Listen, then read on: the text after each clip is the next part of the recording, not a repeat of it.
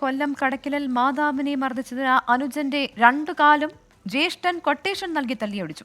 സംഭവത്തിൽ Varkala Airoor നവനീതത്തിൽ ജോസിനെ police arrest ചെയ്തു. Quotation സംഘത്തിൽപ്പെട്ടവർ ഒളിവിലാണ്. എ.വി. Jaishankar കൊട്ടാരക്കരയിൽ നിന്ന് ചേരുന്നുണ്ട്.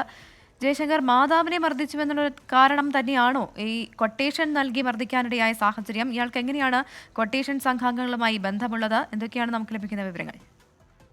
അതായത് ഈ മാസം 7-ാം തീയതി രാത്രിയാണ് ഇത്തരത്തിൽ ഒരു സംഭവം നടക്കുന്നത്. ഈ മാതാവിനെ മർദ്ദിച്ചതിലെ പകയുടെ കാരണമാണ് ഇത്തരത്തിലൊരു കൊട്ടേഷൻ സഹോദരനെതിരെ നൽകുന്നത്. സംഭവവുമായി ബന്ധപ്പെട്ട ഈ വർക്കല സ്വദേശി ജോസിനെ നിലവിൽ അഞ്ചൽ പോലീസ് അറസ്റ്റ് ചെയ്തിട്ടുണ്ട്. ഇയാളെ വിദേശത്തു നിന്ന് വിളിച്ചു വരുത്തിയാണ് പോലീസ് ഇയാളുടെ അറസ്റ്റ് രേഖപ്പെടുത്തിയത്. ഒപ്പം തന്നെ ഈ കൊട്ടേഷൻ സംഘത്തിലുള്ള 3 പ്രതികൾക്ക് വേണ്ടി പോലീസ് നിലവിൽ അന്വേഷണം നടത്തുകയാണ്. ശിവജി, സ്റ്റാലിൻ ഉൾപ്പെടെയുള്ള 3 പേർക്ക് വേണ്ടിയാണ് പോലീസ് അന്വേഷണം നടത്തുന്നത്. ഈ ജോയിയുടെ മുഖത്ത് മുളകുപൊടി എറിഞ്ഞ ശേഷമാണ് ഇത്തരത്തിൽ ഇയാളെ വീട്ടിൽ കയറി ഈ കൊട്ടേഷൻ സംഘം ആക്രമിക്കുന്ന ഒരു സാഹചര്യം ഉണ്ടായത്.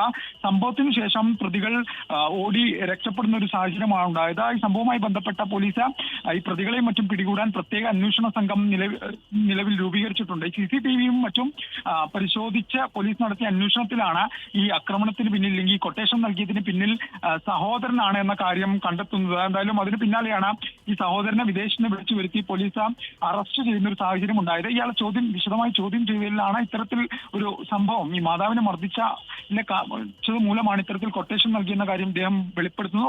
ഒപ്പം തന്നെ ഈ കൃത്യത്തിന് ഉപയോഗിച്ച സ്വിഫ്റ്റ് കാറ് പോലീസ് നിലവിൽ കസ്റ്റഡിയിൽ എടുത്തിട്ടുണ്ട്. ഈ കൊട്ടേഷൻ സംഘങ്ങൾക്ക് വേണ്ടി കടക്കൽ പോലീസിന്റെ അന്വേഷണം പുരോഗമിക്കുകയാണ്. ഉടൻ തന്നെ ഇവരെ പിടികൂടുമെന്നാണ് പോലീസ് വ്യക്തമാക്കുന്നത്. ഈ കൊട്ടേഷൻ സംഘങ്ങൾ തിരുവനന്തപുരം സ്വദേശികളാണ്. അതുകൊണ്ട് തന്നെ തിരുവനന്തപുരം ജില്ലയിലും ഇതുമായി ബന്ധപ്പെട്ട് കടക്കൽ പോലീസ്, അഞ്ചൽ പോലീസ് അന്വേഷണം നടത്തുന്നുണ്ട്.